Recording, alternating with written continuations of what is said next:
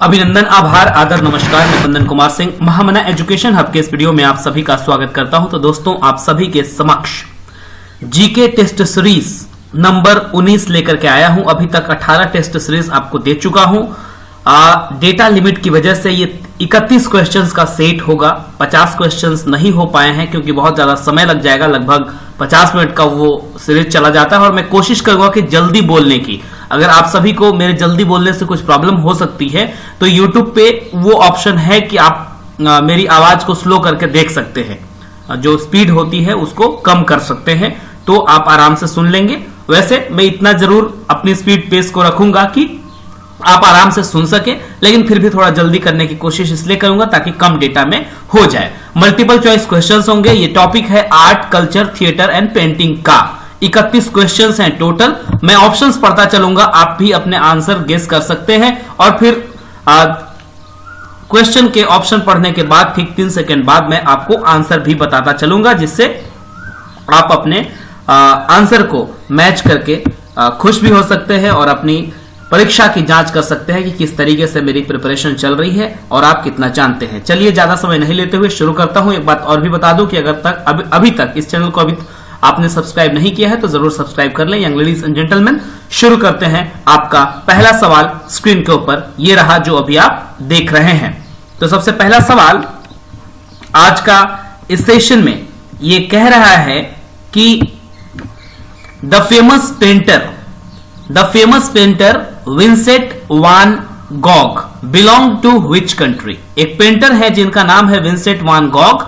ये कौन से देश के रहने वाले हैं? स्पेन, द नीदरलैंड्स, इटली या फ्रांस। ये 4 ऑप्शंस हैं। आपको बताना है कि कौन से देश के रहने वाले हैं विंसेंट वान गॉग। तो आपने अभी तक गेस कर लिया होगा। आपका सही उत्तर होना चाहिए द नीदरलैंड्स। नीदरलैंड्स के रहने वाले थे ये विंसेंट वान गॉग।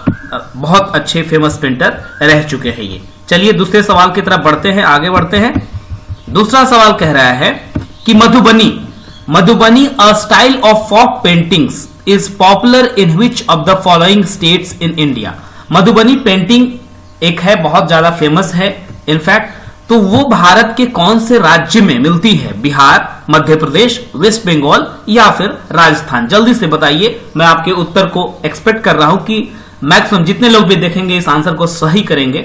ये बहुत ही आसान क्वेश्चन है। तो मधुबनी जो फॉक पेंटिंग है वो बिहार के मधुबनी में है। मधुबनी डिस्ट्रिक्ट भी है बिहार में और वहां की चित्रकारी काफी फेमस है, तो इसलिए इसका आंसर जो है वो है बिहार। आगे बढ़ते हैं, क्वेश्चन नंबर 3 की तरफ बढ़ गए हैं। क्वेश्चन नंबर 3 कह रहा है कि Pablo Picasso belong to which country. बहुत ही मॉडर्न पेंटर रह चुके हैं ये। पैब्लो पिकासो बहुत ही रिनाउंड पेंटर रह चुके हैं। ये कौन से देश से बिलोंग करते हैं? फ्रांस, जर्मनी, स्पेन या इटली? कौन से देश के रहने वाले थे ये? तो option is Spain. Pablo Picasso किस देश के रहने वाले थे? ये थे स्पेन के रहने वाले। ऑलराइट, आगे बढ़ते हैं। क्वेश्चन नंबर 4 की तरफ चलते हैं। क्वेश्चन नंबर 4 कह रहा है कि Nandalal Bose, Manjit Bawa, Tyeb Mehta are classical singers या पोएट्स, फोटोग्राफर्स या पेंटर्स। ये 3 लोगों के नाम हैं जो एक ही कैटेगरी में आते हैं बेसिकली। नंदलाल बोस, मंजित बावा और तैयब मेहता। ये क्या है? या वो क्लासिकल सिंगर हैं? क्या वो इंग्लिश पोएट्स हैं? क्या वो फोटोग्राफर्स हैं या फिर पेंटर्स है? क्या होगा इसका सही उत्तर? आपको जल्दी से बताना है। तो इसका सही उत्तर होगा नंदलाल बोस, मंजित बावा और तैयब मेहता। तीनों के तीनों एक फेमस पेंटर हैं। क्या है? फेमस पेंटर हैं। ऑलराइट, आगे बढ़े। क्वेश्चन नंबर 5 की तरफ हम बढ़ चले हैं। हाँ, Warli painting is indigenous to which state. Warli एक पेंटिंग का प्रकार है जो बहुत काफी फेमस है। वो कौन से राज्य में स्थित है? गुजरात में, राजस्थान में, ओडिशा में या फिर महाराष्ट्र में? आपका सही उत्तर क्या होगा मुझे जल्दी से बताइए। वारली पेंटिंग जो है वो इंडिजिनियस पेंटिंग है महाराष्ट्र की। ठीक है ना? Warli painting is there in Maharashtra. आगे बढ़ते हैं। अजंता एलोरा की गुफा भी महाराष्ट्र के औरंगाबाद जिले में ही है। Raja Harishchandra, an early Indian film was produced by Dada Saheb Phalke, Ashok Kumar, Ardeshir ईरानी या फिर गुरुदत्त। ये चारों ऑप्शन में से कौन से या किस इंसान ने राजा हरिश्चंद्र फिल्म को प्रोड्यूस किया था? इसका सही उत्तर क्या होगा आपको जल्दी से बताना है। इसका सही उत्तर होगा दादा साहब फाल्के। दादा साहब फाल्के के नाम पर हिंदुस्तान में सिनेमा जगत में सबसे बड़ा पुरस्कार भी दिया जाता है, दादा साहब फाल्के अवार्ड। उन्होंने ही राजा हरिश्चंद्र को प्रोड्यूस किया था। ये काफी अच्छी फिल्म थी। राजा हरिश्चंद्र की कहानियां भी आपने पढ़ी होगी, उनकी सत्यता और बाकी चीजों की। हाँ, अगला क्वेश्चन है क्वेश्चन नंबर 7। ये कह रहा है कि यावानिका और curtain was introduced in Indian theatre by which of the following? Shakas, Greeks, Hund's या फिर पर्शियन।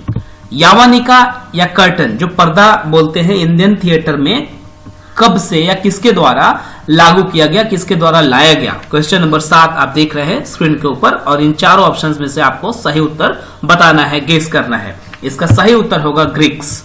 ग्रीक्स के द्वारा लाया गया था कर्टन सिस्टम इंडियन सिनेमा में। ठीक है ना।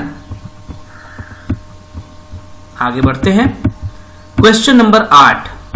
ये कह रहा है कि who among the following is a distinguished actor as well as recipient of Jnanpith award, the highest literary award in India? इसके ऑप्शंस हैं विजय तेंदुलकर, कैफी आजमी, जावेद अख्तर या फिर गिरीश कर्नाड। मतलब इन चारों में से कौन से व्यक्ति थे जो एक बहुत अच्छे एक्टर भी रह चुके हैं और साथ ही साथ ज्ञानपीठ अवार्ड के विनर भी रह चुके हैं? इसका मतलब यह हुआ कि वो बहुत अच्छे राइटर भी थे और बहुत अच्छे एक्टर भी थे। विजय तेंदुलकर, कैफी आजमी, जावेद अख्तर या फिर गिरीश कर्नाड।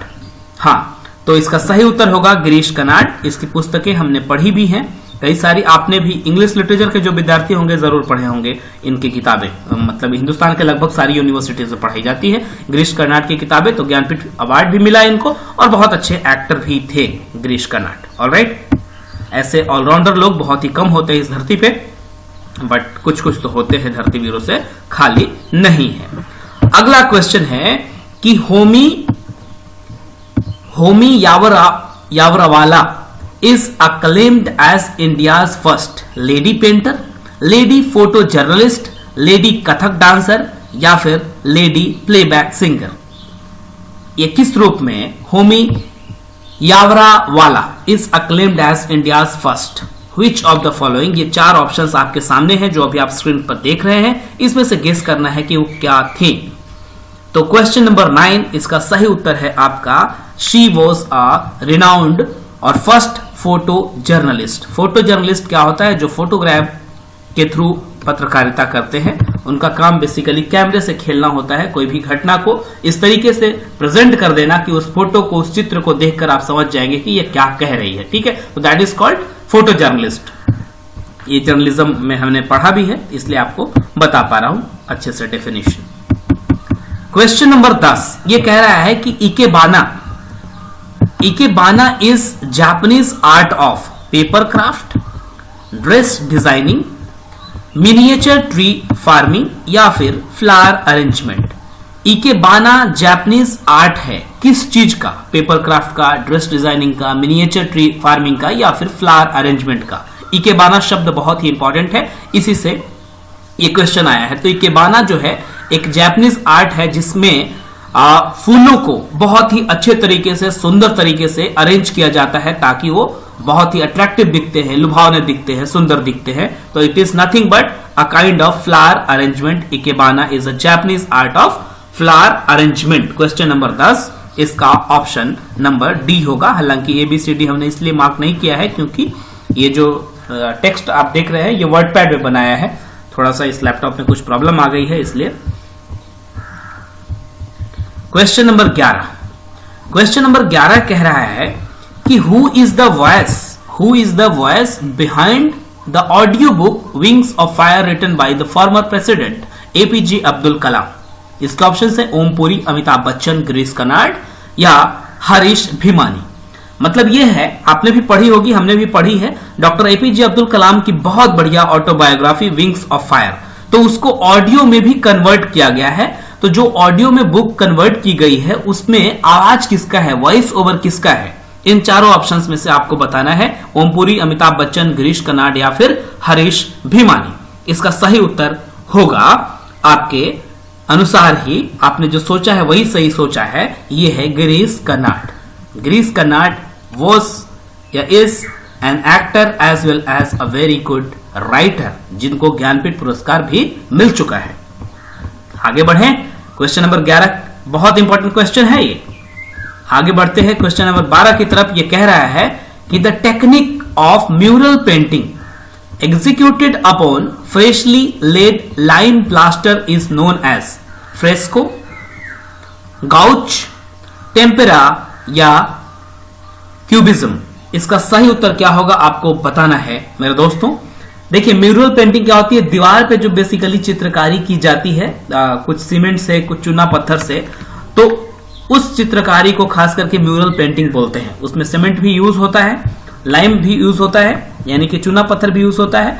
तो उसमें किस चीज का प्रयोग किया जाता है? The technique of mural painting executed upon freshly laid lime plaster. Freshly laid lime plaster is known as fresco. Alright, what is that? Fresco. Art and culture जो लोग पढ़ते हैं तो वो इन सब चीजों को जरूर जानते होंगे। ये सब कुछ टेक्निकल वर्ड्स हैं उसके लिए। देखिए, जो भी सब्जेक्ट होता है ना, उसकी एक कुछ अपनी अलग भाषा होती है, चाहे वो मैथमेटिक्स हो, साइंस हो, लिटरेचर हो या कुछ भी हो, तो उसकी अब एक अपनी भाषा होती है। तो उसी तरीके से कुछ कोड वर्ड्स होते हैं, कुछ टेक्निकल वर्ड्स होते हैं, वो हमें जानना जरूरी होता है। वही सारे एग्जाम से पूछे भी जाते हैं। हाँ, अगला क्वेश्चन है, इंपॉर्टेंट है। Ram Kinkar Baij. Ram Kinkar Baij was well known dancer, theatre personality, violinist या फिर स्कल्प्टर। राम किंकर के नाम पर बनारस हिंदू यूनिवर्सिटी में एक छात्रावास भी है। तो राम किंकर बैस जो थे वो एक बहुत अच्छे स्कल्प्टर थे। स्कल्प्टर क्या होता है? जो मूर्तिकार बोल देंगे इनको, ठीक है ना, मूर्तिकार बोल देंगे स्कल्प्टर। तो वो थे राम किंकर बैच के नाम पर बनारस हिंदू यूनिवर्सिटी के जो फाइन आर्ट के विद्यार्थी होते हैं, उनका जो हॉस्टल है इन्हीं के नाम पर है। स्कल्प्टर थे, बहुत अच्छे हो, ठीक है ना।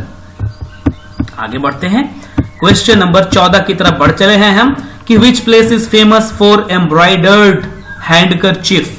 सलेम, गढ़वाल, तंगालिया या फिर चंबा। एम्ब्रॉयडर्ड का मतलब होता है कि जो सुई धागे से चित्रकारी की होती है उसको बोलते हैं एम्ब्रॉयडरी। समझ रहे हैं? जो धागे से चित्रकारी नक्काशी की होती है उसको बोलते हैं एम्ब्रॉयडरी।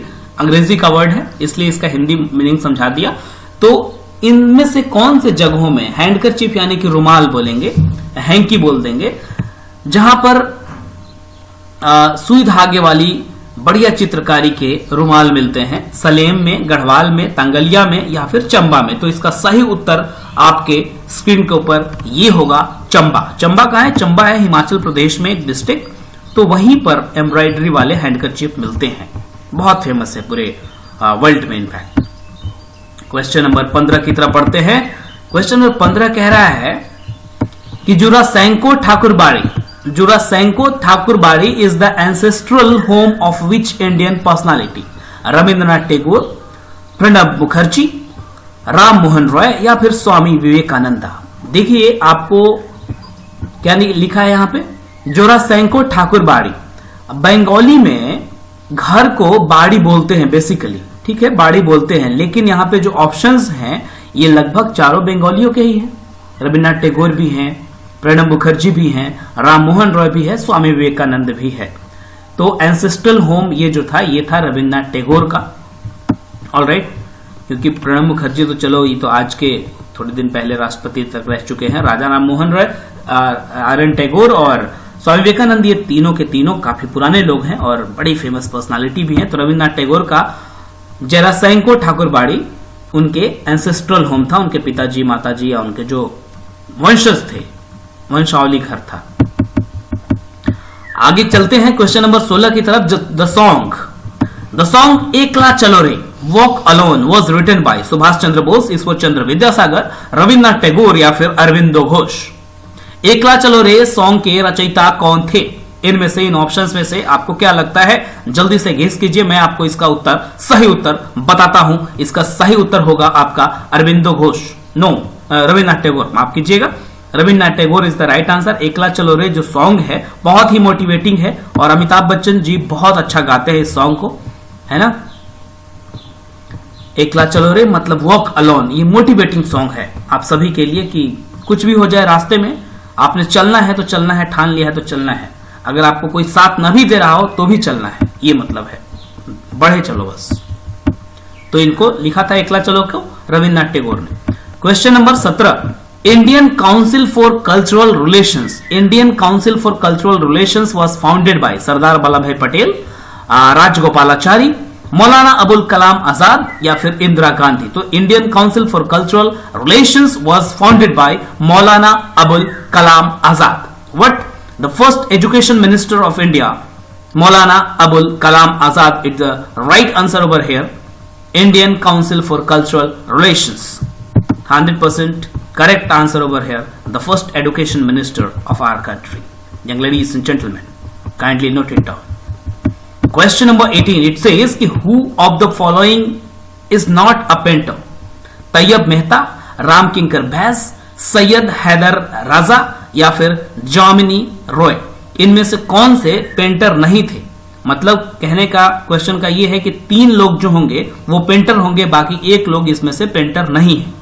तो वो इंसान कौन है?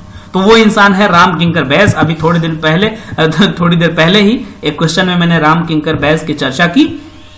तो वो एक स्कल्प्टर थे, एक मूर्तिकार थे। बाकी ये जो तैयब मेहता, सैयद हैदर राजा और जामनी रॉय, ये तीनों के तीनों एक अच्छे रिनाउंड पेंटर थे। क्वेश्चन नंबर 19 की तरफ पढ़ता हूं। In which field of art did Jamini Roy make his name? Jamini Roy ने किस क्षेत्र में, किस कला के क्षेत्र में अपना नाम किया है? स्कल्पचर है, म्यूजिक है, पेंटिंग है या ड्रामा है? इनमें से क्या उत्तर सही होगा आपके हिसाब से? मैं आपको जल्दी से सही उत्तर बता देता हूं। इसका सही उत्तर है पेंटिंग।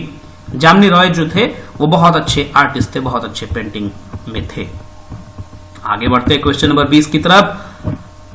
रथ का पहिया आगे बढ़ता हुआ कि with which form of performing art is Teejan by associated? Teejan Bai एक कलाकार का नाम है, वो कौन से आर्ट से, वो कौन से कला से एसोसिएटेड हैं? इसके ऑप्शंस हैं बुरा कथा, पंडावनी, लावनी या फिर नौटंकी। इसको आपने बताना है जल्दी से। तो जो तीजन बाई हैं वो पंडावनी आर्ट से अपना संबंध रखती हैं, छत्तीसगढ़ की रहने वाली हैं। और जो पंडावनी है वो बेसिकली महाभारत को एक अलग तरीके से एक आर्ट के फॉर्म में कह दिया गया है और उनको काफी सारे अवार्ड भी मिल चुके हैं। She belongs to Chhattisgarh. The name of the person is Teejan Bai. She is associated with Pandavani the art form. Alright, आगे बढ़ते हैं। क्वेश्चन नंबर 21 ये कह रहा है कि विच of the following great music composers was the ruler of a state?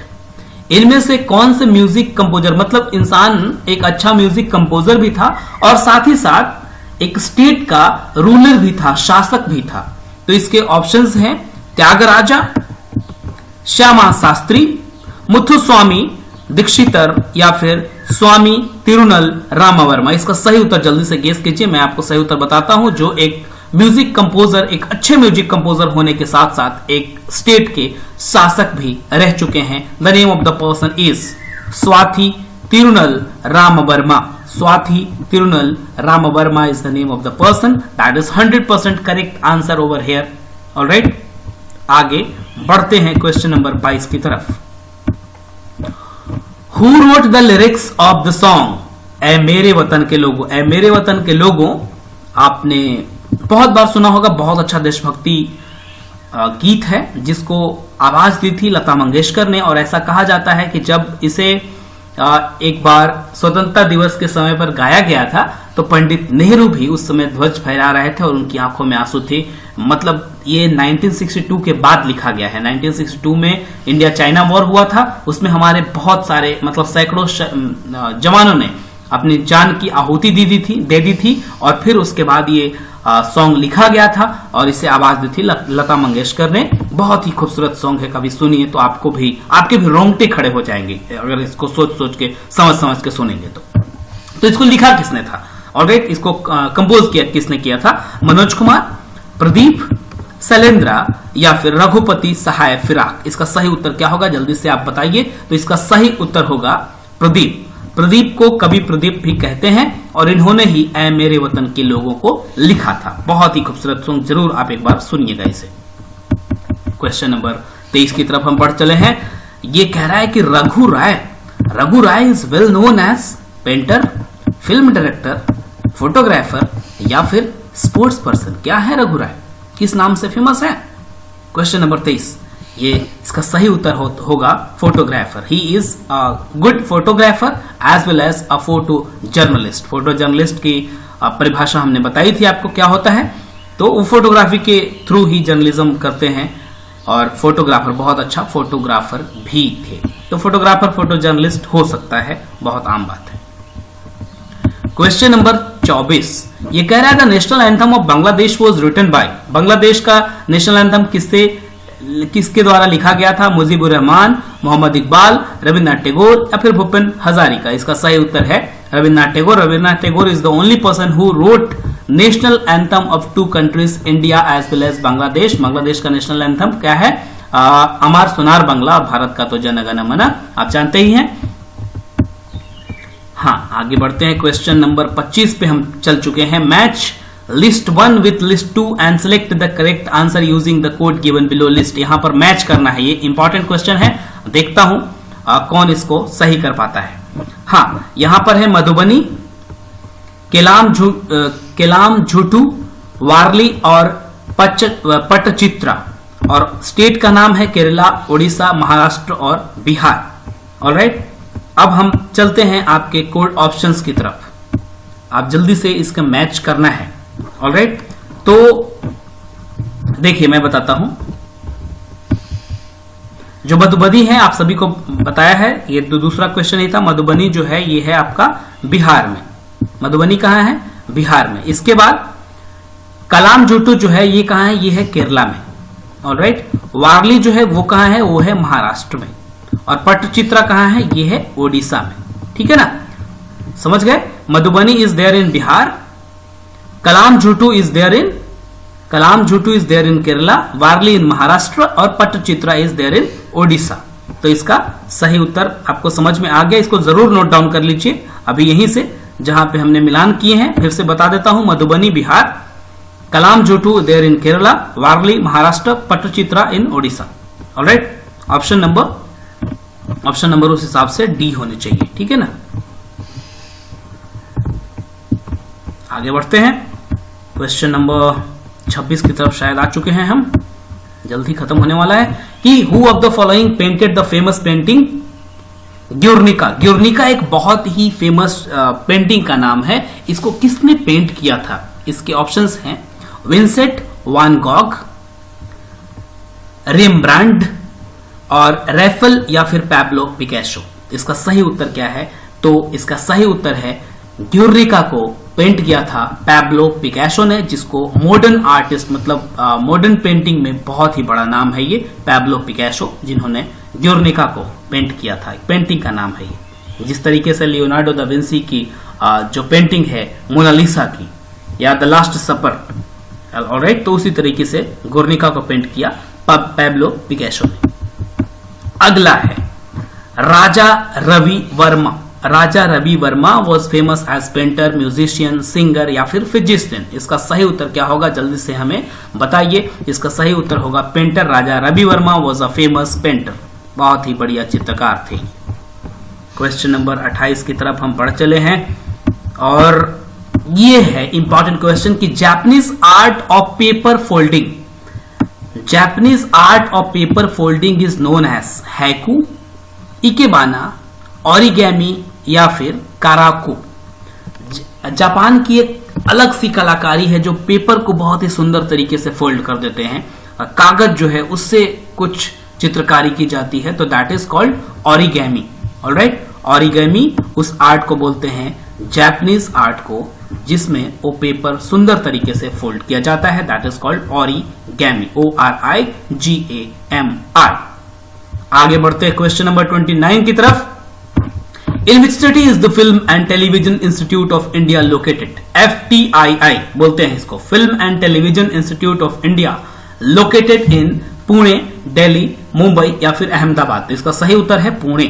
Pune में FTII है, जिसके बहुत सारे सितारे अभी भी आप बॉलीवुड के अंदर देखते हैं, जिसमें जया बच्चन भी one of the greatest artist रह चुके हैं, वो भी वहीं से पढ़ाई करके गए हुए हैं। तो पुणे में है FTII। Alright, question number 30, who founded the Kashi Vidyapith in Varanasi in 1921? साल 1921 काशी विद्यापीठ की स्थापना बनारस में किसने की थी? ऑप्शन है भगवान दास, मदन मोहन मालवीय जिन्होंने बनारस हिंदू यूनिवर्सिटी की स्थापना की थी, रविन्द्रनाथ टैगोर या फिर महात्मा गांधी। इसका सही उत्तर क्या होगा, जल्दी से बताइए। इसका सही उत्तर होगा भगवान दास, डॉक्टर भगवान दास इनफैक्ट ही इज। और भगवान दास के नाम पर बनारस हिंदू यूनिवर्सिटी में एक हॉस्टल भी है जो लॉ के स्टूडेंट इसमें रहते हैं। उन्होंने ही काशी विद्यापीठ की स्थापना करी थी। मदन मोहन मालवीय आप जानते हैं, Banaras Hindu university Asia's largest residential university के संस्थापक, और महात्मा गांधी रविन्द्रनाथ टैगोर जो कि first person to receive Nobel award in Asia, Rabindranath Tagore, Gitanjali के लिए। क्वेश्चन नंबर 31, क्वेश्चन नंबर 31 ये कह रहा है कि the city famous for its chikankari painting, chikankari painting के लिए कौन सी सिटी है? The city famous for its chikankari work of embroidery. Embroidery का मतलब हमने आपको बताया, एम्ब्रॉयडरी का मतलब होता है कि सुई धागे से या धागे से कलाकारी करना कपड़ों के ऊपर। तो ये है फेमस कहाँ की? Chikankari is there in Lucknow. Chikankari painting जो है लखनऊ की फेमस है। इसी के साथ 31 क्वेश्चन का ये सेट खत्म हुआ। उम्मीद है आपको काफी ज्यादा पसंद आया होगा। अगर इसमें से मैं उम्मीद करता हूं कि आप 20 नंबर भी लेके आते हैं तो 20 नंबर में आप 100% किसी भी एग्जामिनेशन को क्वालिफाई कर लेके जाएंगे। और मुझे आशा ही नहीं पूर्ण विश्वास है कि आपकी तैयारी भी अच्छी चल रही होगी। ऐसे ही मैं क्वेश्चन लेकर के आता रहूंगा जिसको पढ़कर सुनकर देखकर आप जरूर लाभान्वित होंगे। कृपया करके इसे मैक्सिमम लोगों तक शेयर कीजिए। अगर पसंद आ गया तो लाइक भी कर दीजिएगा, और अगर इस चैनल को अभी तक आपने सब्सक्राइब नहीं किया है तो जरूर सब्सक्राइब करें। Young ladies and gentleman, thank you for watching and all the best. God bless you all, good luck as always. नमस्कार वंस अगेन और शुभ दिन।